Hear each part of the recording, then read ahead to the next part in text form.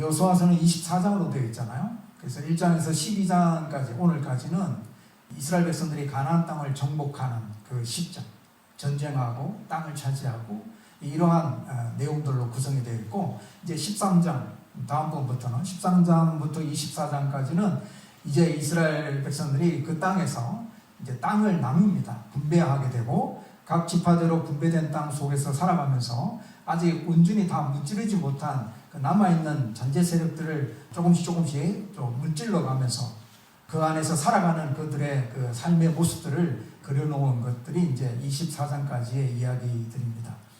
오늘은 우리가 12장인데요.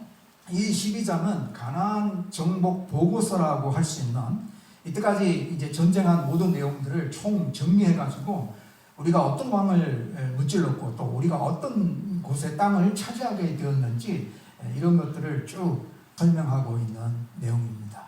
근데 이상한 점이 하나가 있어요. 12장에서 가나안 땅을 정복한 것에 초점이 맞추어져야 할 것 같은데 갑자기 엉뚱하게 모세가 정복한 땅에 대한 이야기가 나옵니다.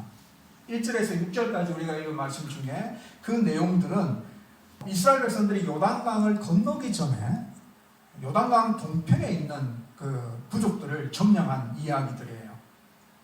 그리고 7절부터 24절까지는 이제 요단강을 건너와서 진짜 가나안 땅에 있는 여러 민족들을 정복해 나가는 그런 이야기들로 구성이 되어 있는데, 그래서 이스라엘 백성들이 다 정복한 왕들의 총합이 12장에 보면은 33명이 됩니다. 33왕을 정복을 했는데, 근데 24절 끝부분에 가보면은 모두 31명이다 이렇게 말하고 있어요. 이게 좀 이상한 모습입니다. 문맥의 흐름으로 볼 때는 여호수아가 정복한 왕들을 언급한 것이라면은 31명이 왕이 맞아요. 그러니까 요단강을 건너가서 서쪽에 가나안 땅 지역에서 점령했던 왕들은 31명이 맞습니다. 그렇지만 12장 전체에 이스라엘 백성들이 정복한 왕들에 대한 언급이었다면, 모세가 정복한 왕들이 이렇게 있고 여호수아가 정복한 왕들이 이렇게 있는데 마지막에 총 몇 명이다 이렇게 설명한 말씀이라면 33명이 맞아요. 근데 31명을 언급하고 있어요. 이게 좀 이상한 뉘앙스가 나타나고 있습니다. 먼저 우리가 1절에서 6절 말씀을 보게 되면 이스라엘 백성들이 정복한 왕을 여기 설명하고 있는데, 여기에 두 왕이 나오죠. 아모리 왕 시온과 바산 왕 옥에 대한 이야기입니다. 이 두 왕은 요단강 서편에 있었던, 요단강 건너가서 가나안 땅에 있었던 왕들과는 비교했을 때에 이 두 왕은 더 강력한 왕들이었어요. 사실 이 바산 왕 옥은 거인이었고요. 그가 철침대를 사용했대요. 그때 당시에 철침대가 4m나 되고 그 다음에 폭이 1.8m였다고 해요. 이처럼 큰 인물이었고, 아모리 왕 시온도 굉장히 신체가 크고 힘이 강한 또 강폭한 왕이었다고 합니다. 이 두 왕은 여호수아가 무찌른 것이 아니고 모세가 무찌른 왕입니다. 사실은 이 왕들을 무찌를 마음은 없었어요. 사실은 이스라엘 백성들이 가고자 하는 땅은 가나안 땅이었어요. 근데 요단강을 앞에 두고 지나가는데 요단강 동쪽에 지나가는 길목에 이 두 왕이 살고 있었거든요. 그래서 민수기 21장에 보면은 모세가 사자를 보내가지고 이 왕들한테 우리가 그냥 지나갈 테니까 길만 좀 열어달라. 우리가 우물에 물도 마시지 않을 것이고 밭에나 포도원에 손도 대지 않을 것이고 그냥 대로가 나 있는 대로만 쭉 그냥 지나갈 테니까 아무것도 우리는 건드리지 않고 지나갈 테니까 제발 좀 우리를 지나가게 해달라고 했어요. 이 지역을 통과해야 요단강을 건너갈 수 있습니다. 반드시 통과해야 될 길목이었어요. 그렇게 사신을 보내서 전쟁하기를 싫어했는데, 그러나 아모리 왕 시온이 반대합니다. 그가 먼저 이스라엘을 공격하게 돼요. 그래서 전쟁이 일어나게 되고 여기서 이스라엘이 승리하게 됩니다. 우리가 이때까지 살펴본 것처럼 사실 이 이스라엘 백성들의 전쟁은요, 그들이 잘나서 힘이 있어서 능력이 있어서 승리한 모습이 절대 아닙니다. 이들은 정말 오합지졸이에요. 이스라엘 백성들은 400년 동안의 노예 생활했죠. 40년 동안의 광야길을 걸어왔죠. 그들에게는 군사도 있는 게 아닙니다. 그냥 전쟁이 일어나면 다 같이 가서 싸우는 거예요. 그리고 전쟁이 없을 때는 그냥 지역에서 생활합니다. 그들은 훈련되는 그런 병사들이 없어요. 그럼에도 불구하고 이들이 정말로 엄청난 바산왕 옥과 그 다음에 그 아모리 왕 시온과 이 전쟁을 벌일 때 이들이 이겼다는 것은 정말 엄청난 놀라운 결과예요. 그래서 우리 가나안 땅에 들어갈 때 보면은 뭐 여리고를 점령하고 아이를 점령하고 이게 들어갈 때 보면은 그 땅에 가나안 땅에 있었던 부족들이 늘 그들이 두려워했던 마음이 뭐냐면 너희들이 동쪽에 있었던 두 왕을 점령했다라는 것에 대해서 굉장히 두려워하고 있었던 모습들을 우리가 발견하게 됩니다. 그러니까 이 두 왕을 이겼다는 것은 대단한 겁니다. 철침대를 사용하고 있었던 그런 나라였죠. 이 이스라엘 백성들이 이런 나라와 붙어가지고 이길 수 있었던 것은 다 하나님의 은혜입니다. 하나님의 말씀에 순종해서 갔더니 이길 수 있었던 거죠. 하나님께서 이기게 해주신 거예요. 믿고 가기만 해라. 그러면 이길 수 있다. 승리한다. 라고 하시는 그런 모습으로 이 전쟁이 승리가 보장된 싸움이었다라고 우리가 앞에서 계속 살펴보았죠. 그런 모습으로 이 두 왕에 대해서도 이스라엘 백성들이 이기게 됩니다. 그래서 요단강을 건너가게 돼요. 그런데 문제가 발생해요. 이스라엘 지파는 몇 지파입니까? 12지파잖아요. 근데 그 지파 중에 르벤 지파, 갓 지파, 그리고 므낫세 반 지파가 있는데 이 두 지파 반은 굉장한 군사력을 가지고 있어요. 그나마 그들 가운데서 힘이 세고 그리고 용맹스럽고 또 호전적인 그런 지파들입니다. 그래서 전쟁이 일어나면 이들이 제일 앞장서서 싸워나가요. 그래서 이들은 전쟁에서 탈취한 물건들을 그들이 제일 먼저 많이 가져요. 왜냐하면 그들이 나와서 용맹하게 앞장서서 싸웠기 때문에 그들이 많이 가져요. 그래서 이들에게는 소나 소떼나 양떼가 굉장히 많았어요. 그래서 이들이 두 지파 반이 아모리 왕 시온과 바산 왕 옥을 이 지역에 점령하고 난 다음에 그 땅을 보니까 그 땅이 탐났어요. 그 땅은 목축을 하기에 아주 좋은 땅입니다. 풀도 잘 자라고 목축업하기에 딱 좋은 땅이에요. 그래서 민수기 32장에 보면은 이 두 지파 반이 모세한테 이렇게 요구합니다. 우리가 이 땅을 요구한다. 이 땅을 유업으로 달라. 이렇게 요구를 해요. 이 땅을 두 지파 반에게 주면 어떻게 될까요? 이스라엘 백성들은 난리가 납니다. 그렇잖아요? 지금 이스라엘 백성들은 하나님이 약속해 주신 가나안 땅을 향해 지금 가고 있는 거예요. 지금 40년 동안 뺑뺑뺑 돌다가 이제 드디어 요단강을 건너가는, 그리고 건너가야 되고 또 그 요단강을 건너가서 있는 그 가나안 땅에 있는 그 부족들을 무찌르며 그 땅을 차지해야 되는 그런 막중한 정말 긴장감이 감도는 이러한 포인트에 있어요. 저들이. 그런데 이 용맹스러운 두 지파 반이 안 가겠대요. 그러면 남아있는 이스라엘 백성들은 어떡합니까? 이 두 지파 반은 이 동쪽, 요단강 동쪽에 있는 이 기름진 땅, 저들의 유업으로 받게 되면 그들은 땅을 차지하게 되는 거잖아요? 근데 나머지 지파들은 지금 땅이 없어요. 요단강을 건너가서 가나안 땅을 점령해야, 그래야 그들에게 땅이 생기는 거예요. 이 정말 큰 전쟁을 앞두고, 그리고 큰 싸움을 앞두고, 이 두 지파 반이 안 가겠다는 거예요. 그렇게 되면 이스라엘은 분열이 일어나게 됩니다. 그리고 나머지 지파들은 사기가 꺾여지게 되죠. 그래서 모세가 한 가지 제시합니다. 좋아. 그렇다면 너희들에게 이 요단 동편의 땅을 주겠다. 목축을 하기 아주 좋으니까 요단강 동편의 땅을 줄 텐데, 그러나 너희들의 군사들은 나머지 지파들과 함께 요단강을 건너가고, 그리고 요단강 서쪽에 있는 그 땅을 점령해 들어갈 때 너희들이 가장 먼저 용맹스럽게 나아가서 싸워야 된다라는 조건을 걸었어요. 그러니까 이 두 지파 반이 오케이 했습니다. 그래서 이 두 지파 반이 이 요단강 동쪽 땅을 차지하게 됩니다. 사실 이 두 지파 반의 눈에는 그 땅이 정말로 좋은 땅으로 보였기 때문에 그들을 요구를 한 거죠. 목축업하기에는 아주 좋았어요. 그들의 선택이 정말 지혜로운 선택일까요? 근데 그 땅은요, 하나님께서 약속해 주신, 정말 이스라엘 백성들에게 주고자 하신 가나안 땅은 아니에요. 그 가나안 땅 옆에 있는 땅이죠, 사실은. 근데 하나님이 주고자 하셨던 그 가나안 땅은 아닙니다. 이스라엘 백성들이 애굽의 종살이에서 이제 벗어나서 그렇게 갈망하며 소망하며 광야 40년 길을 걸어와서 이제 갖고자 했던 그 땅이 눈앞에 딱 있는데, 근데 그 눈앞에 있는 그 땅에 들어가기 전에 요단강 동쪽 땅이 목축업하기 아주 좋으니까 좋은 땅을 그들이 그냥 덥석 잡은 거예요. 과연 이들이 올바른 선택이었을까? 우리가 나중에 이제 22장으로 넘어가게 되면 이들이 요단강 동편 땅을 차지했기 때문에 민족 간에 큰 전쟁이 일어날 뻔하는 그런 사건이 나타나게 됩니다. 그게 엣 제단이라고 하는데 그들이 엣 제단을 세우게 되는데요. 그들이 뭔가 있어요. 불안해가지고요. 제단을 세우게 돼요. 과연 이들의 선택이 올바르냐? 아브라함과 조카 롯에 대한 이야기 우리가 잘 알잖아요. 그죠? 그들이 베델에 살 때에 이들의 가축이 많아져가지고 이제 함께 살아갈 수 없는 그런 상황이 돼요. 같은 목적으로 하는 사람들끼리 싸우기도 하고 풀을 많이 양들에게 먹이기 위해서 서가 좋은 곳을 차지하려고 하다 보니까 싸우게 되는 그런 현상들이 나타나서 아브라함과 조카 롯이 이제 분가하기로 떨어져 살기로 결정하게 됩니다. 그러면서 아브라함이 롯에게 너가 먼저 선택하라 했죠. 그래서 창세기 13장 10절에 보니까 롯이 눈을 들어 요단 지역을 바라보니까 소알까지 온 땅에 물이 넉넉하고 여호와께서 소돔과 고모라를 멸망시키기 전이었으므로 여호와의 동산 같고 애굽 땅과 같았더라.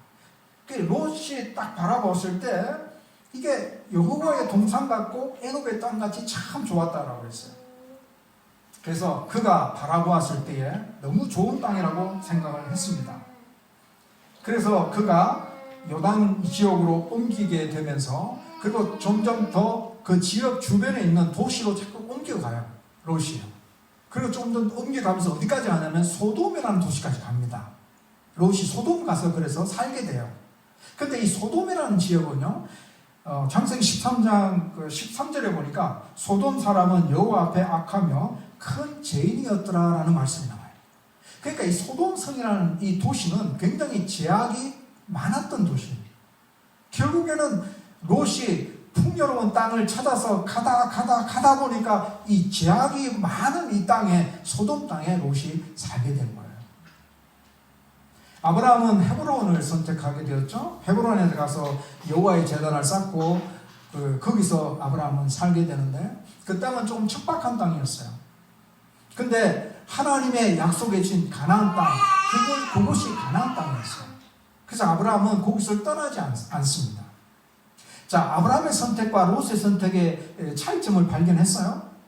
롯은 풍요로움을 선택한 겁니다. 목축업하기에 아주 좋은 땅을 선택한 거죠. 자기가 살아가기에 아주 좋은 땅을 선택한 겁니다.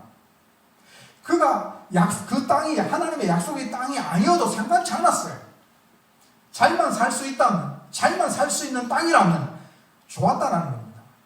근데 아브라함은 가나안 땅을 선택했어요. 하나님의 약속의 땅. 그 땅은 좀 척박한 땅이지만 하나님의 약속해 주신 그 땅을 내가 떠나지 않겠다. 그 땅에 아브라함은 머물렀어요. 나중에는 소돔이 망하잖아요. 롯은 모든 것을 잃게 되죠. 그렇게 풍요롭고 좋았던 그 땅에 살고자 했는데 결국에는 나중에는 롯이 다 잃게 돼요. 자기 목숨만 겨우 건져서 나오잖아요. 근데 아브라함은 복의 근원으로 하나님의 놀라운 축복을 받게 되죠. 자, 이 두 지파반, 이 여호수아 시대에 이 두 지파반의 선택도 이 롯의 선택과 비슷하다는 것이죠. 요단 동쪽 땅은 하나님 주신 약속의 땅이 아니에요. 가나안 땅으로 가는 길목에 있는 땅이죠. 그런데 그곳이 목축업하기 좋은 곳이니까 그래서 그곳에 살겠다라고 그들이 선택을 한 것입니다. 그래서 이스라엘 백성들이 가나안 땅을 정복하고 나서 가나안 땅을 정리하는 보고서에서 동쪽에 있는 두 왕을 빼버린 거예요. 가나안 땅이 아니기 때문에. 약속의 땅을 정복한 곳이 아니기 때문에 가나안 땅의 정복의 역사를 정리하는 차원에서 두 왕을 뺀 것이다 라고 생각이 들어요. 그러므로 두 지파반의 선택은 올바른 선택이 아니었다라고 이렇게 은연 중에 표시를 하고 있는 겁니다. 조건으로 봐서는 목축을 하기에는 아주 좋은 땅이지만은 하나님의 약속의 차원에서 보기에는 그곳이 축복의 땅이 아니다라는 거죠.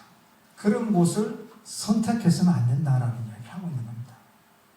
히브리서 기자는 이렇게 이야기를 해요. 히브리서 3장 18절 19절을 보니까 또 하나님이 누구에게 맹세하사 그의 안식에 들어오지 못하리라 하셨느냐? 곧 순종하지 아니하던 자들에게가 아니냐? 이러고 보건대 그들이 믿지 아니함으로 능히 들어가지 못한 것이라.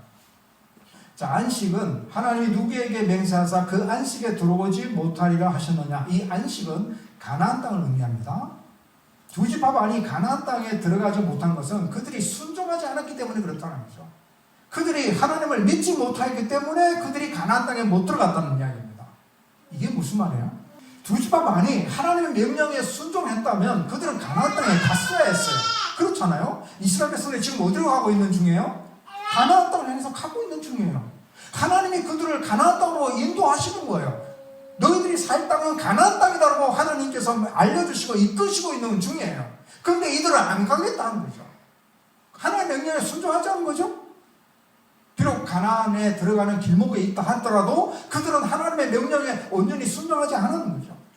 그들이 보기에는 이곳이 정말로 풍요롭고 잘 살기 좋은 곳이다라고 생각했지만 정말 하나님을 믿었다면, 하나님께서 우리를 먹이시고 입히시고 우리를 보호하시는 그 하나님을 믿었다면, 저 가나안 땅이 척박한 땅이라 할지라도 하나님이 나와 함께 하심으로 말미암아 하나님이 공급하여 주시는 은혜 속에 내가 살아갈 수 있다는 사실을 믿었다면 이 풍요로운 땅을 버리고서라도 가나안 땅을 향해서 갔어야죠. 이게 그들의 믿음이라는 겁니다. 이 믿음이 없었기 때문에 그들이 가나안 땅에 못 들어갔다.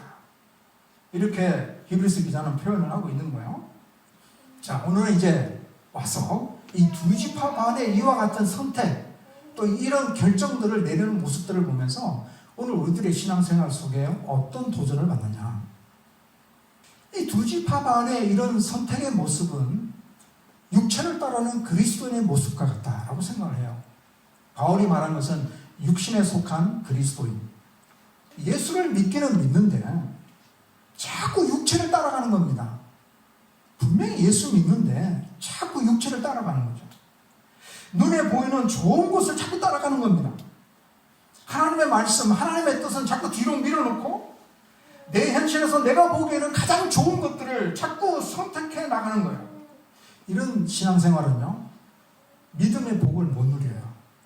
우리가 하나님의 복을 누려야 되잖아요.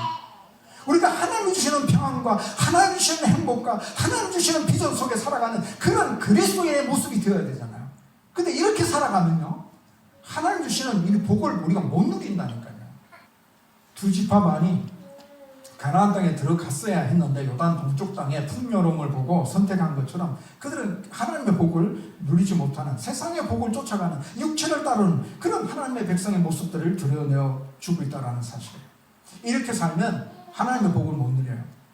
척박해도 힘들어도 하나님이 우리에게 좋은 것을 주실 것들을 바라보면서 믿음으로 하나님의 약속을 믿고 가나안 땅을 향하여 가는 것이고, 가나안 땅에서 살아가고자 하는 그런 믿음의 반응을 보이는 것이죠.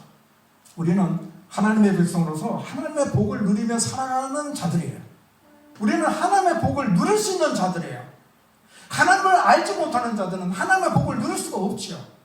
그러나 우리는 하나님을 알아요. 우리는 하나님의 백성들이에요. 그러면 우리는 하나님의 복을 누릴 수 있는 자들이에요. 요한복음 1장 12절에 영접하는 자고 그 이름을 믿는 자들에게는 하나님의 자녀가 되는 권세를 주셨으니, 어마어마한 권세잖아요. 우리가 하나님의 자녀라니까요. 하나님의 자녀는 하나님으로부터 물려받는 은혜가 있어야죠. 하나님으로부터 받는 복을 누리면서 살아야죠. 이게 하나님의 자녀라니까요. 우리가 예수 그리스도를 믿을 때 성령이 우리 안에 내주하셔요. 엄청난 겁니다. 고린도전서 3장 16절에 보니까 너희는 너희가 하나님의 성전인 것과 하나님의 성령이 너희 안에 계시는 것을 알지 못하느냐라고 말하고 있어요.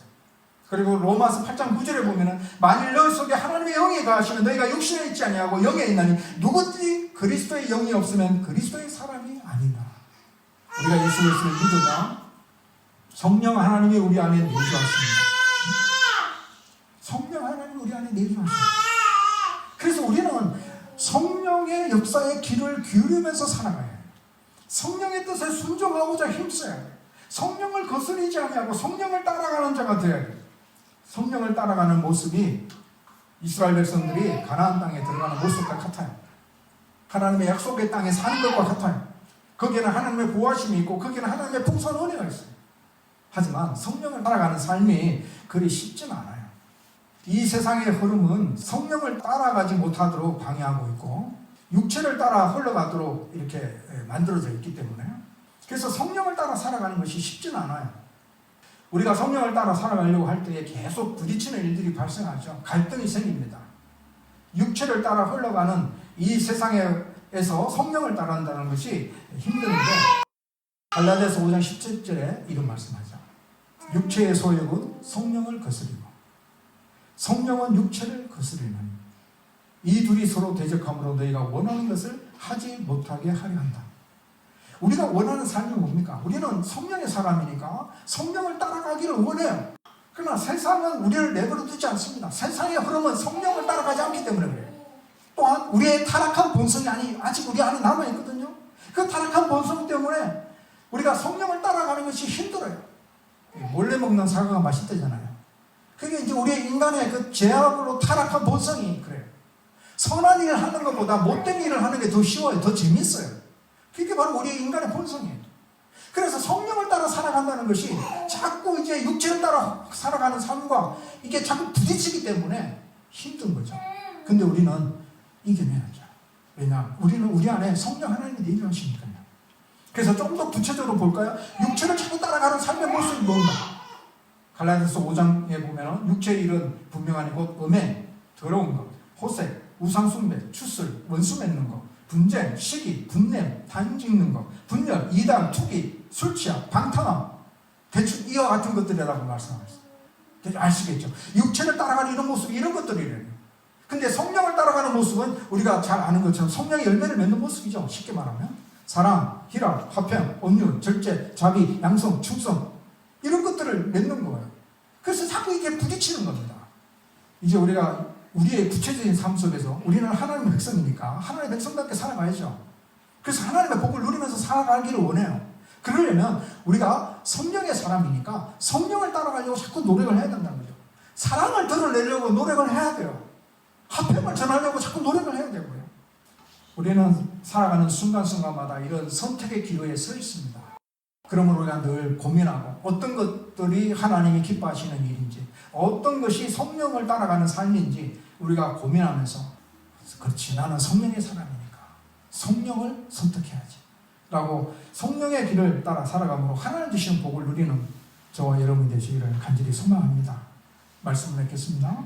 이스라엘 백성들이 33명의 왕을 다 무찌르고 가나안 땅에 정복할 수 있었던 것은 오직 하나님의 은혜입니다. 하나님께서 전쟁에 능하신 하나님께서 그들에게 승리를 주셨기 때문에 그들이 승리할 수 있었죠. 요단 동쪽 두 왕을 이기고 난 후에 그들의 땅이 너무나 비옥하고 목축어 가기에 아주 알맞은 곳이라서 이 두 지파만이 그 땅을 유업으로 달라고 요청을 하게 됩니다. 그들의 선택은 하나님 말씀에 근거한 선택이 아니었고 저들의 생각 속에 또 그들이 보여지는 그런 풍요로움을 따라서 선택을 한 것입니다. 하나님이 주시고자 하시는 그 약속의 땅을 그들이 눈앞에 딱 두고도 그들이 들어가지 않냐고 자신들이 보기에는 풍요로운 것 이곳을 그들이 선택한 것이죠. 그들의 이 선택은 나중에 그들에겐 비참한 비극으로 좀 다가오게 됩니다. 오늘날 그리스도인 중에서도 이런 선택을 한 사람들이 있습니다. 하나님의 백성이요 하나님의 자녀임에도 불구하고 세상의 흐름을 따라서 쭉 가는 거예요. 자기가 어디로 가고 있는지도 모르면서 세상의 흐름에 흠겨워서 갑니다. 그러나 그 나중에는 하나님의 복을 받지 못하잖아요. 이런 사람은 믿음의 복을 누리지 못해요. 하나님 주시는 복을 누리지 못해요. 우리는 예수 그리스도를 믿는 하나님의 자녀로서 우리 안에 내주하시는 성령 하나님의 은혜 아래 우리가 성령 하나님을 따라가는 그런 신앙의 모습을 잘 드러내므로 인해서 우리가 날마다 하나님의 주시는 축복 가운데 살아가는 우리들의 삶이 되시기를 주의 이름으로 축복합니다.